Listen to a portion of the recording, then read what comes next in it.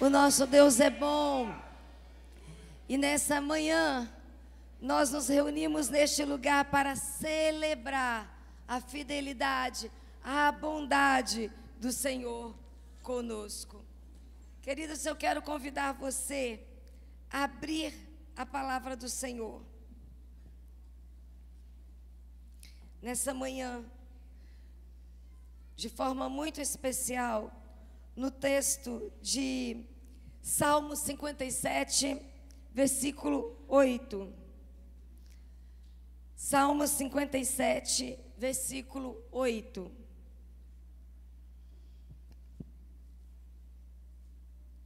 Amém? Como nós estamos sem a projeção hoje, você vai precisar abrir a sua Bíblia. Salmo 57, versículo 8. A palavra do Senhor diz assim: acorde meu coração, minha harpa e minha lira, acordem, eu acordarei o sol. Amém? Vamos novamente? Acorde meu coração, minha harpa, minha lira, acordem, eu acordarei o sol. Amém? Queridos, quando nós olhamos para a palavra do Senhor, nós vamos verificar que toda a criação, quando a gente olha para essa palavra, Deus não criou todas as coisas com um movimento físico. Ele criou todas as coisas com o poder da sua palavra. A palavra que ganhou vida, a palavra que ganhou poder. E hoje nós temos a autoridade do poder dessa palavra nas nossas vidas. Hoje eu e você podemos usufruir dessa autoridade, dessa bênção em nós. Só que quando nós olhamos para a criação, Deus criou tudo com um propósito. Ele criou os astros, Ele criou você, Ele criou a mim, e Ele criou tudo para cumprir um propósito divino nas nossas vidas. E aí, quando a gente olha para essa palavra maravilhosa, uma palavra onde eu e você estamos sendo convidados a celebrar numa manhã tão preciosa, numa manhã que celebramos a ressurreição, que celebramos a libertação, que celebramos a conquista de Cristo na cruz. Eu quero convidar você, antes de começarmos a ministrar a palavra, como diz o salmista, chamar você para um despertamento, chamar você para um entendimento do que Deus quer fazer com você e através de você. Então eu quero convidar você a colocar de pé mais um minuto. E quero convidar você a abrir a sua boca e celebrar o Senhor. Hoje é manhã de ressurreição. Hoje é manhã de celebração. Então o que você tem para celebrar? O que você tem para engrandecer? O que você tem para bendizer o Senhor nessa manhã tão especial para as nossas vidas? Se você puder levantar as suas mãos, se você puder abrir os seus lábios, se você puder dizer ao bom som o motivo da sua gratidão, o motivo da sua adoração, o motivo do seu louvor, faça isso. Porque é maravilhoso estarmos nessa manhã, podendo celebrar a mesa do Senhor e podemos agradecer o nome do nosso Deus. Pai, em nome de Jesus, a Tua palavra vem nos incentivar, que o choro pode durar uma noite, mas a alegria vem pela manhã. A Tua palavra vem nos incentivar, que o tempo de sofrimento pode chegar nas nossas vidas, mas o Senhor sempre estará presente conosco. A Tua palavra vem nos dizer, ainda que tenhamos motivo para lamentar, há motivo de celebração nos nossos lábios, há uma alegria para ministrarmos ao teu coração, porque o Senhor é bom e a Tua fidelidade permanece conosco. Então nessa manhã é como família, nessa manhã é como igreja que levantamos nossas mãos para dizermos ao Senhor muito obrigada por tudo que o o Senhor tem feito. Obrigada pela tua fidelidade. Obrigada pelo teu sustento. Obrigada pela tua honra. Obrigada pela tua cruz. Obrigada pela tua mesa está posta nessa manhã para nós. Obrigada, porque estamos juntos aqui para celebrar a salvação, para celebrar a ressurreição, para celebrar a vida do Senhor. Por isso nós oramos te agradecendo em nome de Jesus. Amém. Aleluia. A igreja pode assentar-se?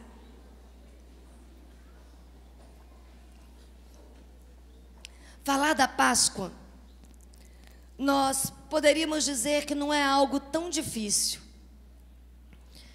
porque nós não precisamos elaborar muitas palavras para falar do poder, para falar do que emana da cruz, para falar da graça abundante, para falar da proposta dos céus para nós. Mas eu quero trazer à memória de vocês a lembrança de alguns momentos que os discípulos viveram.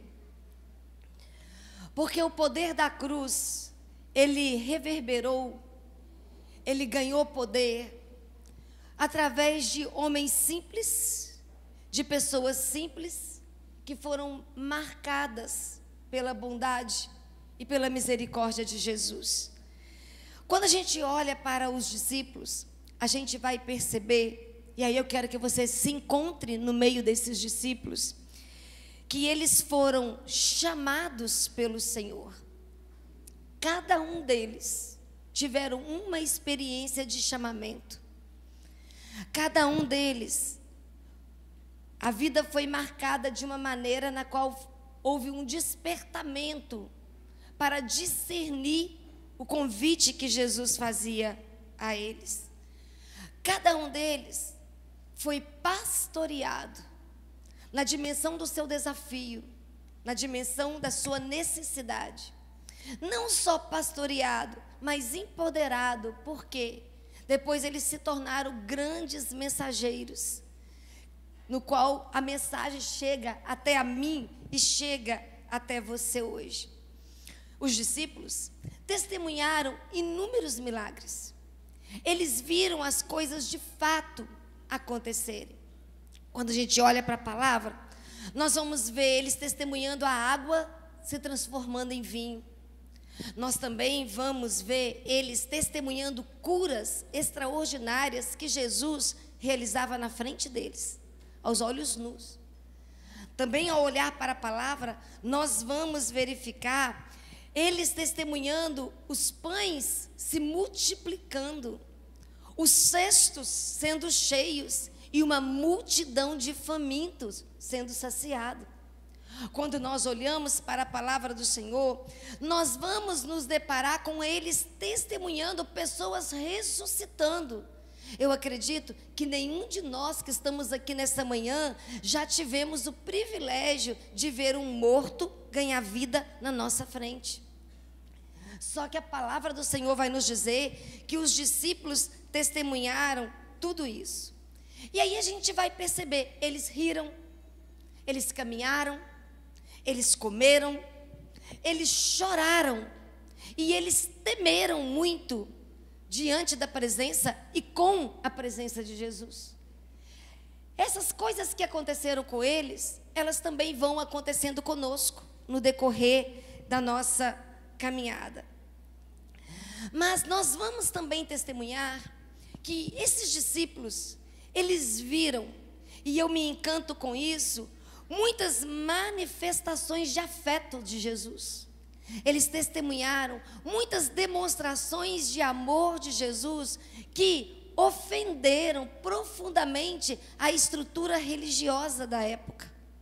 Quando a gente olha para a palavra do Senhor, nós vamos ver que aquele que caminhava de forma amorosa, que enxergava o invisível, que ouvia o lamento de quem estava sofrendo, de quem parava para se identificar com a dor daquele que ele encontrava, como nós vamos vendo nos textos bíblicos sendo narrados, também tinha suas fragilidades, também tinha na sua humanidade as suas fragilidades, como eu e como você temos. E os discípulos assistiam isso tudo de perto, porque ele também se cansava, ele também se entristecia, ele também sentia fome, ele também precisava dormir, ele também precisava de solitude. Depois de alguns embates que Jesus tinha no ministério, a palavra do Senhor diz que ele se retirava, porque ele precisava do seu momento de solitude para recuperar suas forças, para voltar novamente em cena, promovendo tudo que ele precisava promover através da ação do Pai na sua vida. E muitas vezes eu e você também, depois de uma grande batalha, nós precisamos desse tempo de pausa. Nós precisamos desse descanso para recuperar a nossa força, para recuperar a nossa alegria. Então a gente vai percebendo que diante dos discípulos, Jesus não fez questão de esconder a sua fragilidade, mas fez questão de ensinar os seus discípulos a percorrer a jornada com Ele e entender que, apesar das nossas fragilidades, haveria necessidade de responder todos os desafios que cercavam a sua vida. Em alguns momentos apenas como homem, em outros momentos como o Deus Trino presente na terra. Só que eu e você hoje podemos dizer: mas então, pastora, nós nunca vamos conseguir responder os nossos desafios, porque nós só respondemos como homens, só na nossa parte humana. Só que hoje eu e você desfrutamos da presença poderosa do Espírito, nos dando autoridade, nos dando graça, nos dando estrutura, nos dando poder para responder com a mesma habilidade os desafios que nos cercam. Mas eu quero chamar a sua atenção para a palavra do Senhor em alguns textos, porque nós sempre falamos da sexta-feira, nós sempre falamos do sábado, nós sempre falamos do domingo. Eu quero trazer você e convidar você para fazer essa jornada comigo, iniciando na quinta-feira. E eu quero trazer o seu olhar para esses eventos. Então eu quero convidar você a abrir a palavra do Senhor em Mateus, capítulo 26, versículo 48. Na quinta-feira, quando esse dia amanhece, quando a luz brilha naquela quinta-feira, o que a gente vai encontrar no dia de quinta-feira? Como a gente sempre vai dizer, né? Aguardando o domingo chegar, como é hoje que nós estamos celebrando. Na quinta-feira, eventos importantíssimos aconteceram rodeando Jesus. Olha bem, a palavra do Senhor vai dizer que nas últimas horas de Jesus na terra, Ele vai descrever o futuro que aguardava os discípulos. Ele vai rasgar o coração e ele vai falar com clareza dos últimos acontecimentos. Só que a palavra do Senhor vai nos mostrar que os discípulos não conseguiam entender aquilo que Jesus estava falando na íntegra. Eles não conseguiam interpretar toda a profundidade, toda a extensão da mensagem que Jesus trazia. Jesus olha para os discípulos e convida os discípulos para fazer um preparativo muito especial, que era a preparação da ceia. Só que a ceia do Antigo Testamento, a ceia que os discípulos conheciam, era a ceia que o cordeiro era morto antes da mesa ser posta.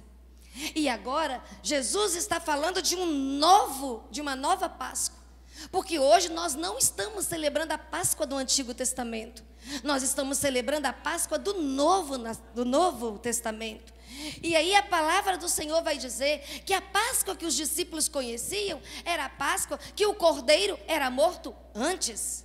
E aí eles perguntam: você quer que nós vamos preparar? Então tá, nós vamos preparar. Só que Jesus estava falando de uma mesa, de uma Páscoa, que o cordeiro seria morto pós a ceia, pós o jantar, pós o sentar à mesa, porque ele seria o cordeiro. Ele não estava falando de um animal, ele estava falando dele mesmo, ele estava falando da sua entrega, ele estava falando do seu amor. Mas os discípulos não conseguiam entender essa mensagem. Só que na quinta-feira a palavra do Senhor vai nos dizer que essa Páscoa, ela começa a ganhar sentido, ela começa a ganhar significado, porque antes da mesa tem o Getsêmani. E o Getsêmani é marcante, o Getsêmani é revelador, porque o Getsêmani vai revelar configuradamente o traidor para Jesus e para os discípulos. A palavra do Senhor diz que enquanto Jesus está ali no Getsêmani, o traidor se aproxima. E o traidor se aproxima com uma senha para os romanos. E qual era a senha? Aquele que eu beijar, aquele que eu aproximar, aquele que eu beijar a sua face, esse vocês podem prendê-lo. E através desse ato, ali na quinta-feira, no Getsêmani, Jesus é preso. Jesus é levado ao Caifás. Jesus é julgado no Sinédrio. E aí começa tudo que nós já sabemos da Páscoa. Ali no Getsêmani desencadeia todo o processo que nós estamos celebrando nessa manhã, que Jesus passou e pôde no domingo gritar realmente, né? Eu estou vivo, porque eu tomei das mãos de Satanás a chave do inferno, eu resgatei a dignidade humana, aquilo que Adão entregou lá no Éden, eu resgatei aqui na cruz, para que o homem fosse livre realmente. Só que nós não apenas nessa quinta-feira difícil, nós não apenas encontramos a revelação do traidor no jardim, ou no Getsêmani, como nós sempre gostamos de dizer, mas nós também, né, encontramos aquele que vai negar. No mesmo dia, nós encontramos o que trai e nós encontramos o que nega. E o que nega fica furioso, o que nega fica ofendido, porque a palavra vai dizer que ele se torna até mesmo arrogante. Se você vai para Mateus 26, versículo 48, aquele a quem eu saudar com um beijo, é ele, prenda-o. Foi a mensagem de Judas. Mas se você vai para Mateus, capítulo 26, versículo 74, versículo 75, você vai encontrar Pedro brigando com a criada. Não era nem alguém importante, não era nem alguém de poder de fala no meio dos judeus, era apenas uma mulher, era apenas uma serva, era apenas uma empregada, vamos dizer assim. E ela olha para Pedro e diz assim: você não é um daqueles que andavam com ele? Você se veste como ele, você fala como ele. E a palavra do Senhor vai dizer que Pedro fica irritado. Pedro não responde calmamente. Com seu belo temperamento, Pedro fica profundamente ofendido. Pedro briga com aquela mulher. Pedro sai com muita raiva do ambiente, se movimenta para outro lugar, e daí a pouco tem outra pessoa dizendo: mas você não é um dos deles? E aí a palavra do Senhor vai dizer que por 3 vezes, Pedro irritado, Pedro bravo, Pedro nega Jesus, e aí o galo canta. E aí, quando o galo canta, a angústia se abate no coração daquele homem. Diz os historiadores que eles sempre vão falar que quando Pedro está negando Jesus pela 3ª vez, e que Pedro está no pátio do Sinédrio, Jesus está atravessando o pátio. E quando Jesus está atravessando o pátio, e quando ele o nega, Jesus fita os olhos dentro do seu olhar. E quando Jesus olha dentro dos olhos de Pedro, Pedro começa a chorar, porque não precisava de uma palavra, não precisava nem do canto do galo, precisava apenas do olhar no fundo dos olhos de Pedro, dizendo: eu falei que você faria isso, eu sabia que você faria isso. Só que a palavra do Senhor vai nos dizer que Deus não tem problema com as nossas fraquezas. A palavra do Senhor vai nos ensinar que Deus não tem dificuldade de lidar com a minha fragilidade e com a sua fragilidade. Deus tem problema em lidar com a minha estrutura de orgulho e com a sua estrutura de orgulho. E é aqui que eu quero trazer para vocês o que vai acontecer naquela noite de quinta-feira. A palavra do Senhor vai dizer que a tristeza inunda o coração de Pedro. Um choro amargo, eu nunca gostaria de estar no lugar dele. O choro amargo toma conta da sua alma. Só que ele se humilha, ele reconhece a sua miséria, ele reconhece a sua fragilidade. E a palavra do Senhor vai dizer que ele, no coração mais profundo de Pedro, há um encontro de arrependimento. Pedro se arrepende. E quando ele encontra com verdadeiro arrependimento, e ele se volta para Jesus, e lá no capítulo 21, nós vamos ver a restauração de Pedro, nós vamos ver o comissionamento de Pedro, nós vamos ver Deus colocando a responsabilidade, questionando Pedro, dizendo: Pedro, não dá para você me amar de qualquer jeito, você precisa me amar inteiramente. Você não pode achar simplesmente que dá para caminhar comigo sendo simpático à minha missão. Você vai precisar me amar de forma tão poderosa, ao ponto de estar disposto a doar a sua vida também por mim, como eu doei a minha vida por você. Quando a gente vê Pedro sendo restaurado, a gente percebe que o arrependimento dá lugar à cura. O arrependimento dá lugar à libertação. O arrependimento dá lugar ao recomeço. O arrependimento dá lugar ao envio e à missão, o cumprimento do propósito. Mas quando a gente olha para Judas, Judas não encontrou com arrependimento. Judas apenas encontrou com remorso. E a palavra do Senhor vai dizer que quando eu e você nos encontramos com remorso, nós tomamos decisões erradas. A palavra do Senhor vai dizer que Judas se suicidou. Mas eu e você muitas vezes saímos da posição que Deus nos colocou, por causa de decisões erradas, porque não encontramos com arrependimento, porque só temos o remorso no nosso coração, porque fizemos errado, porque falamos errado, porque tomamos a atitude errada. Nós não passamos pela restauração, nós não passamos pela cura, nós não passamos pela libertação. E quando eu e você não passamos por esse caminho, quando a libertação não nos atravessa, quando a cura não nos rasga, eu e você não conseguimos responder o chamado de Deus como Deus nos convida para responder. Então a noite de quinta-feira é marcada por dois testemunhos poderosos: o de arrependimento, que leva à restauração plena do chamado do ministério, e o remorso, que leva à destruição plena da vida. Em que lugar você está? Até aqui, quais decisões você já tomou? Até aqui, o quanto arrependido você está? Porque numa manhã como essa de ceia, no domingo de Páscoa, não dá para celebrarmos e engrandecermos sem antes fazermos uma reflexão séria de como estamos, onde estamos e como estamos respondendo. Quem nós somos a nível de experiência com o Senhor. Mas a palavra do Senhor não vai falar apenas da escolha do arrependimento.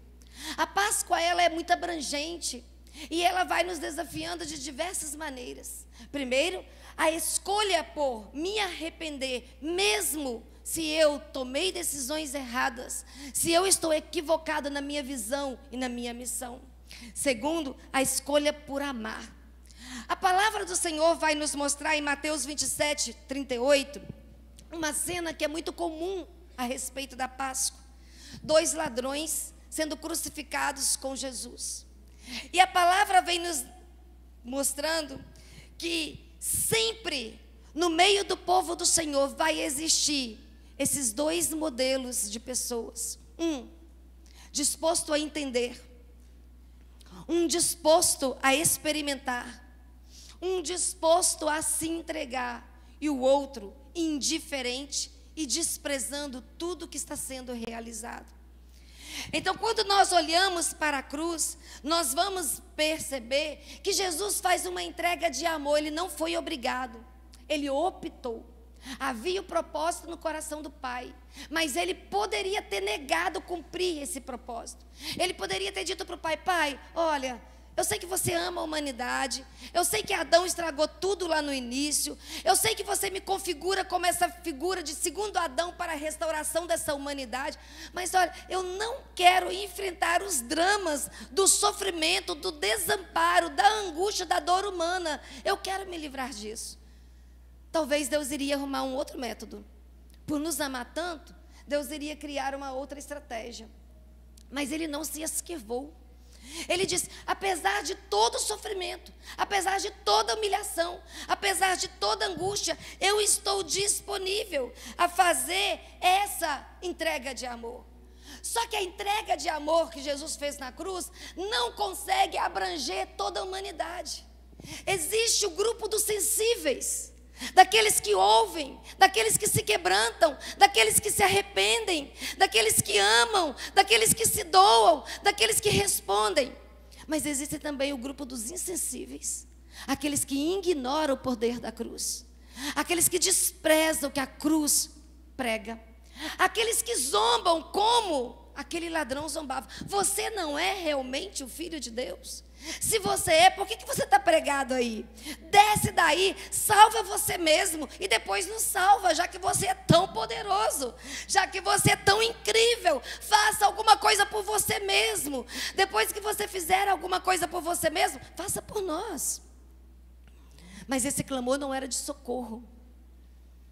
Esse clamor simplesmente era de indiferença, era de deboche, era de insensibilidade.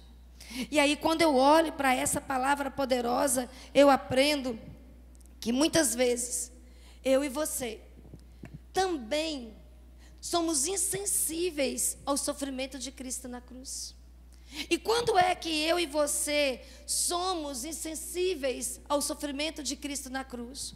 Quando nós abrimos mão de ouvir o que Ele está dizendo, de responder o que Ele está chamando, para responder o desejo do nosso próprio coração, para muitas vezes desviar do seu propósito e não estabelecer a sua vontade, mas a nossa vontade.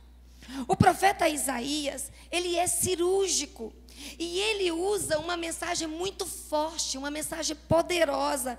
Se você vai para Isaías 53, versículo 4, versículo 5, ele vai dizer assim: certamente Ele tomou sobre si as nossas enfermidades e sobre si levou as nossas doenças.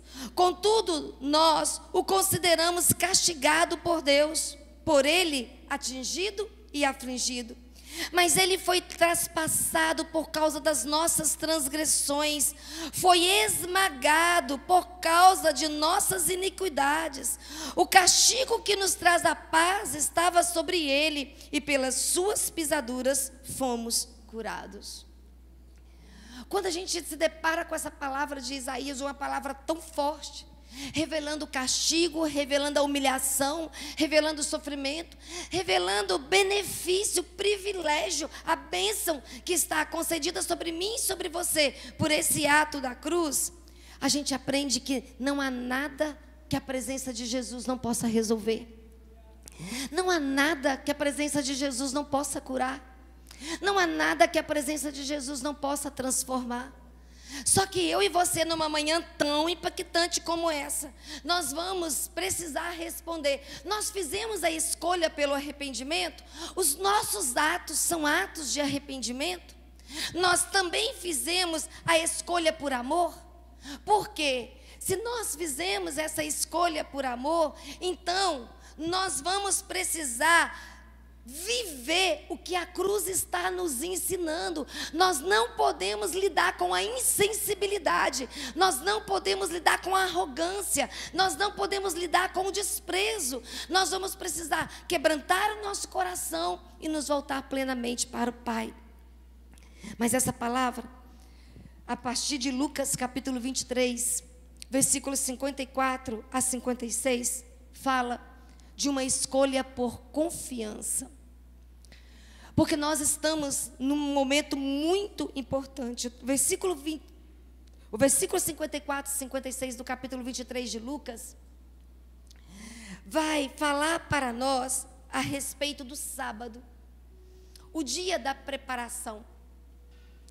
E aí a palavra do Senhor vai nos dizer que as mulheres, elas estavam angustiadas, porque Jesus tinha sido levado para o túmulo, mas ele não tinha passado por todo o ritual judaico.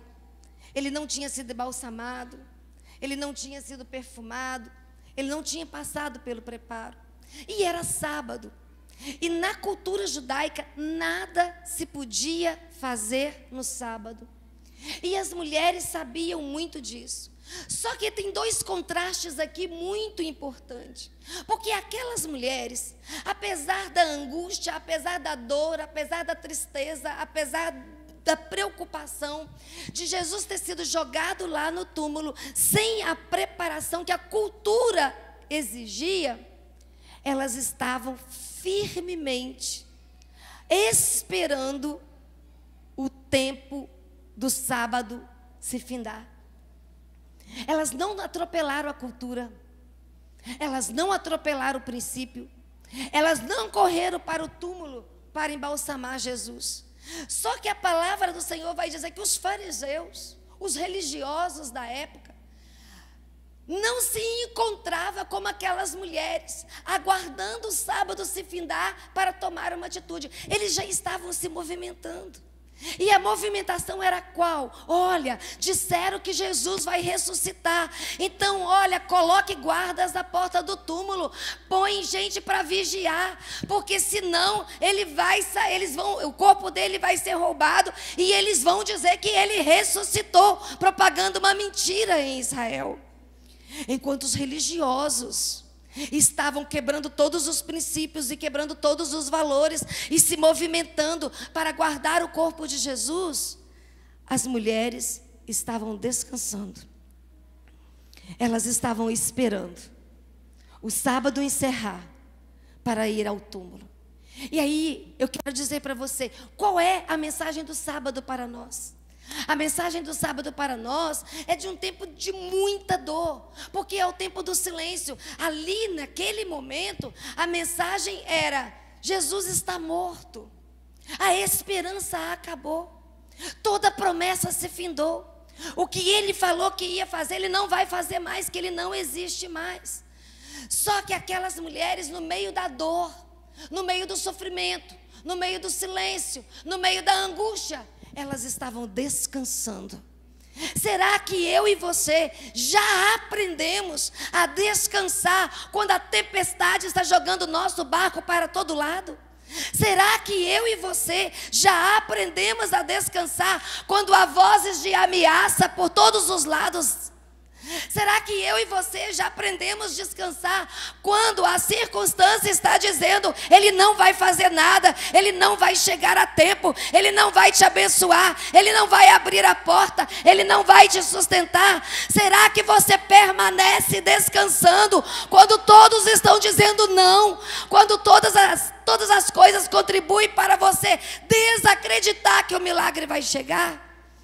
Quando eu olho para essa palavra, irmãos, eu estou muito rouca, vocês estão vendo? Dê glória a Deus aí.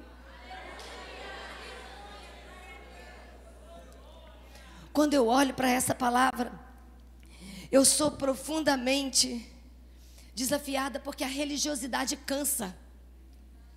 Só Jesus traz paz. Fica aí andando na força da religiosidade para vocês verem. Vocês vão perder a força, vocês vão perder a alegria, vocês vão perder o entusiasmo, vocês vão perder a esperança. Porque a religiosidade cansa. Todos os religiosos no meio do caminho vão parar, porque vão se cansar e vão desanimar. Mas a palavra do Senhor diz que aqueles que esperam no Senhor, as suas forças são renovadas.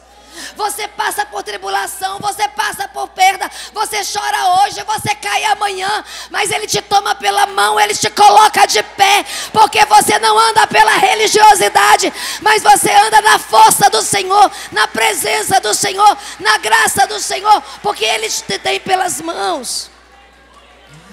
Por isso que todas as vezes que nós nos deparamos com uma estrutura religiosa, o nosso coração sofre e dói.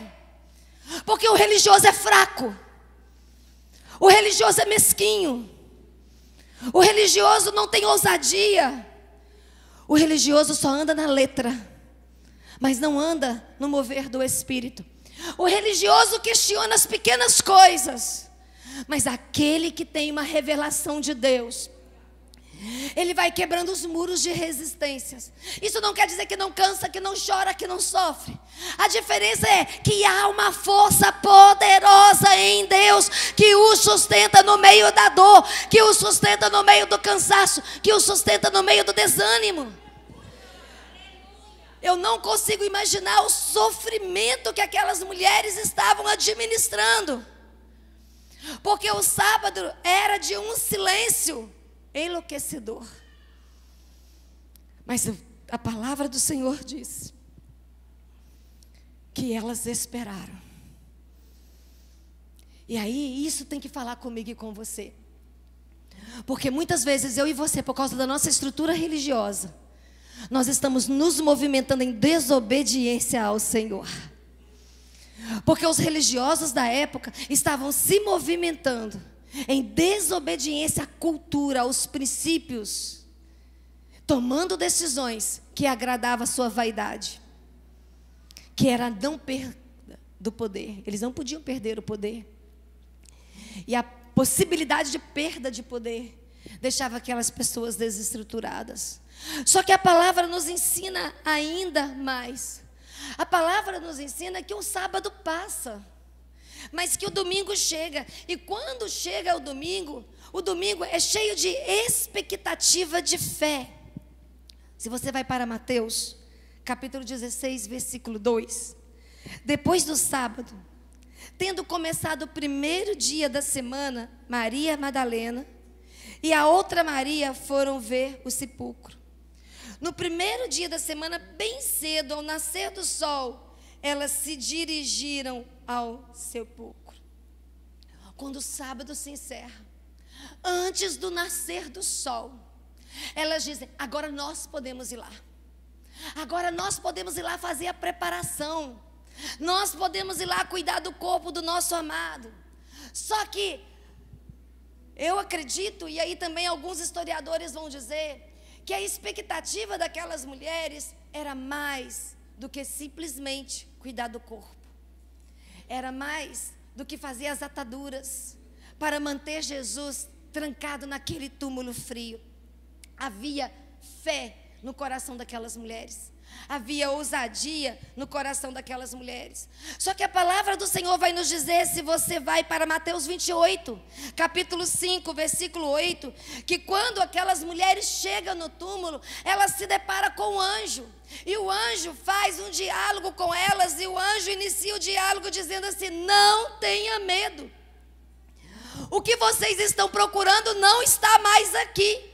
Ele cumpriu o que ele falou, ele ressuscitou.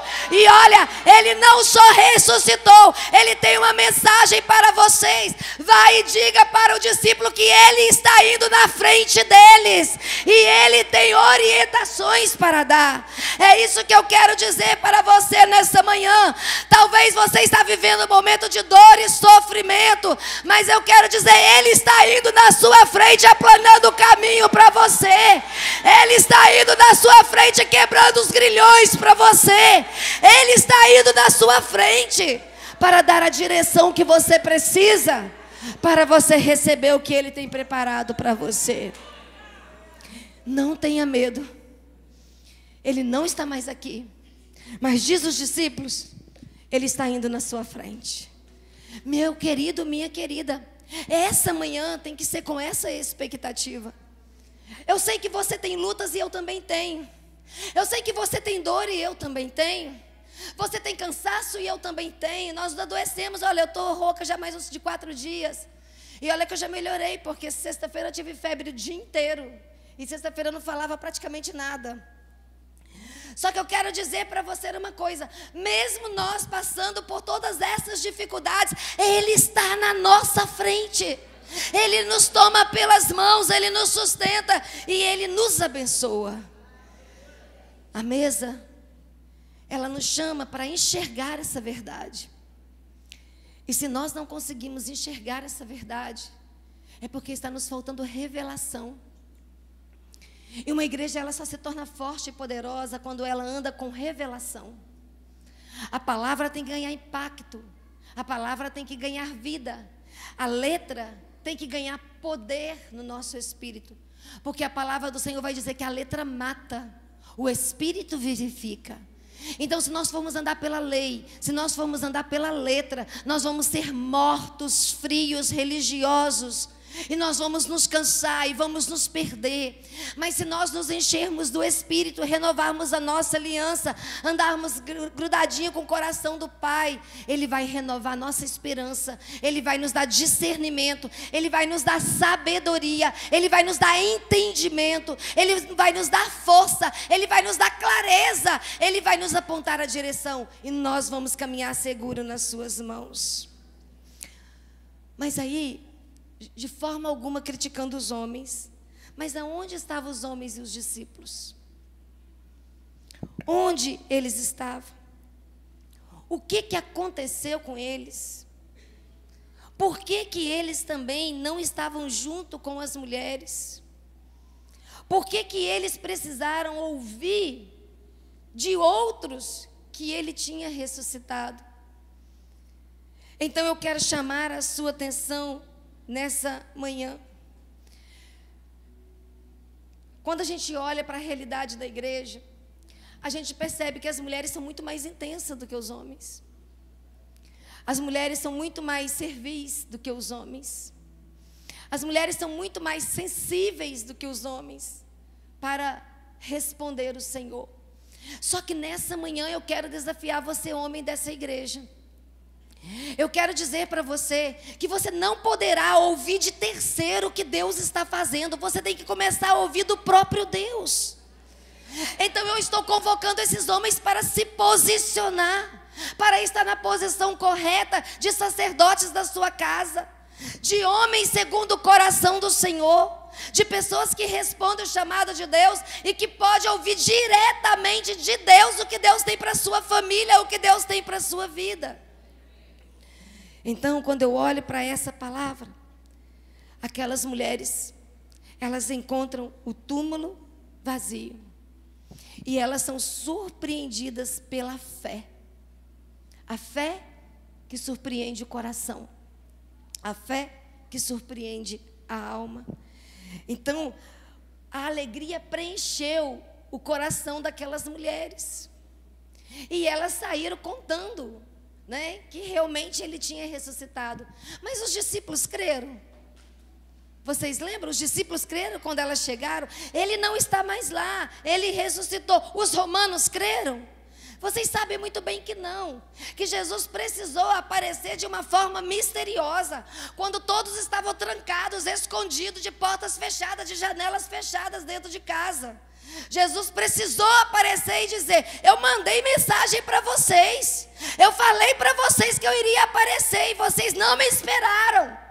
Pelo contrário, vocês ficaram cheios de dúvidas. Nessa manhã, eu quero convidar você a quebrantar o seu coração, homem e mulher. Porque quando eu estou falando de homem, eu não estou falando de gênero. Tem mulheres muito duras e tem homens muito sensíveis. Tem mulheres que não têm coragem de responder à voz do Senhor. E tem homens que se entregam plenamente às mãos de Deus. Então eu quero convidar você, nessa manhã, a se voltar para uma resposta ao nosso Deus. Porque 1 Coríntios capítulo 5, versículo 7, vem dizer para nós o motivo que nós celebramos a ceia nesse dia. E qual é o motivo?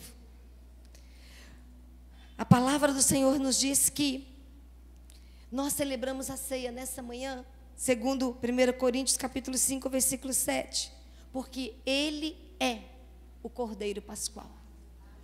Nós só celebramos porque Ele é vivo. Nós só celebramos porque Ele está no nosso meio.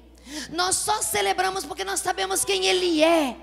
Nós só celebramos porque conhecemos a face do amor dEle. Nós só celebramos porque Ele tem se revelado a nós. Então essa nova Páscoa que nós celebramos, é aqui Lucas vem trazer para nós da seguinte maneira: isto é o meu corpo que é dado por vocês. Façam isto em memória de mim. Da mesma forma, depois da ceia, tomou o cálice, dizendo: este cálice é a nova aliança no meu sangue, derramado em favor de vocês. Então, nessa manhã, eu quero convidar você a se colocar de joelhos. Não dá para virmos para a mesa sem nos arrependermos.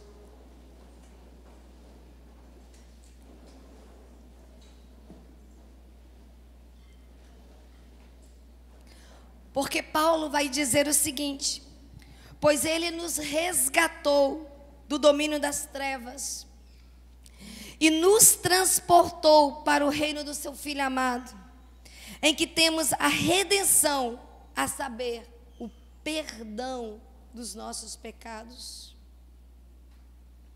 Ele nos transportou. Ele nos transportou para o reino do seu Filho. E não é qualquer filho, é o Filho amado, em quem temos redenção, a saber, somos perdoados. Que tipo de homem você tem sido até aqui?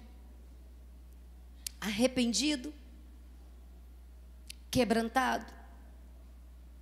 Que tipo de mulher você tem sido até aqui?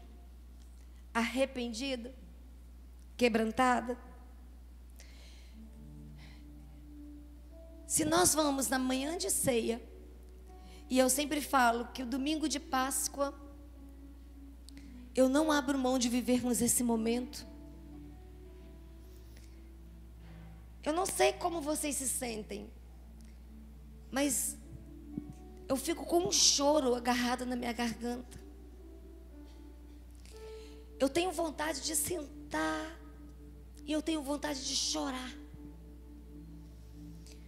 Porque por mais que eu faça, por mais que eu pregue, por mais que eu ame, eu nunca vou retribuir.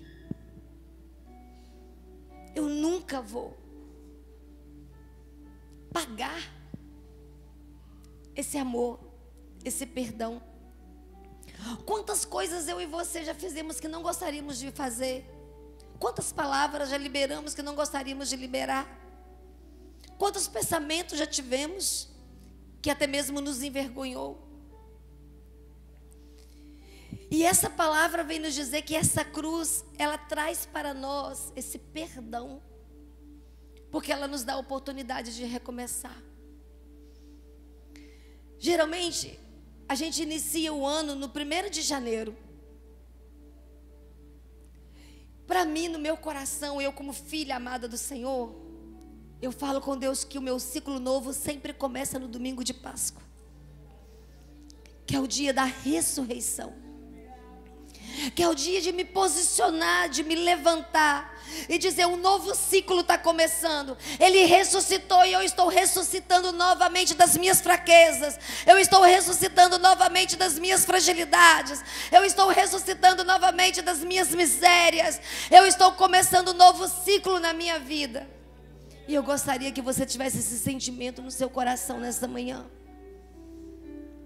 Uma manhã de recomeço. Um ciclo novo. Eu gostaria que o Espírito Santo começasse a te envolver. E eu gostaria que você pudesse se arrepender. E do que você precisa se arrepender? Talvez você vai dizer assim: eu quero me arrepender por não ser o pai que eu preciso ser. Eu quero me arrepender por não ser a mãe que eu gostaria de ser.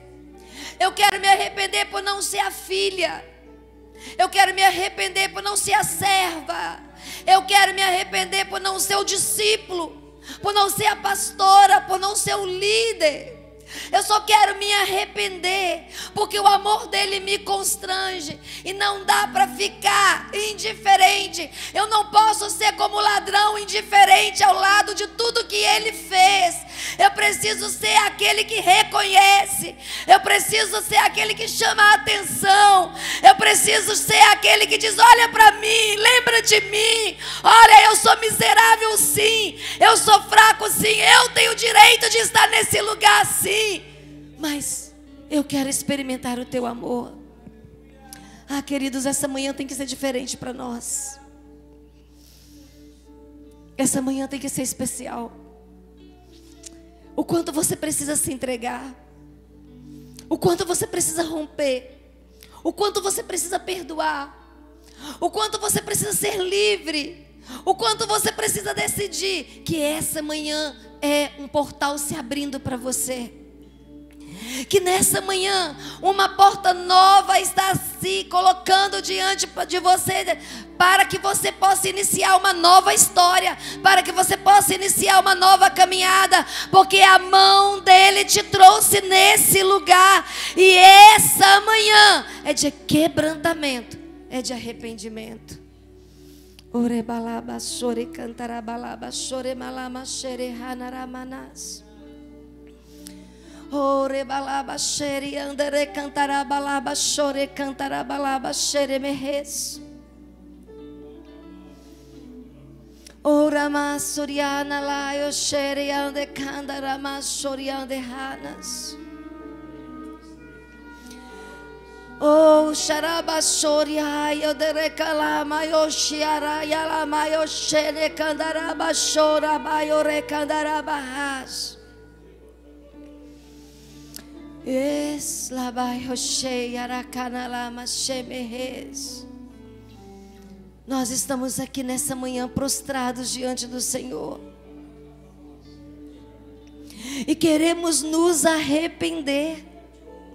E queremos nos entregar, porque ao nos levantar queremos ser restaurados como Pedro foi restaurado. Queremos ser vocacionado como Pedro foi vocacionado. Queremos receber a tua orientação e a tua direção. Queremos ser enviados como ele foi enviado. Então nessa manhã nós estamos prostrados diante do Senhor. Oh, rabachore canta rabachema rebalabachere anda canta, clamando para que haja um mover do teu doce Espírito em nós nessa manhã. Nos faz acalmar na tua presença, Espírito Santo, porque o Senhor conhece o nosso choro, o Senhor conhece a nossa dor, o Senhor conhece o nosso desamparo. Oh, rebalaba chore cantaraba xere malaba chorianda recandaramanás. Oh, rebalaiba churianda rabalaba xere anda canta.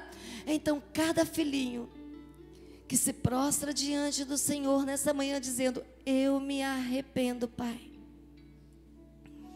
eu me quebranto, eu me entrego, venha nos restaurar, Pai. Eu clamo ao Senhor nessa manhã poderosamente, venha nos restaurar. Derrama a tua unção sobre nós, e que essa manhã seja uma manhã de entrega, de arrependimento, pois nos colocamos em tuas mãos pedindo a tua bênção sobre nós, em nome de Jesus, amém, aleluia. Você pode colocar-se de pé. Eu convido você a dar um abraço na pessoa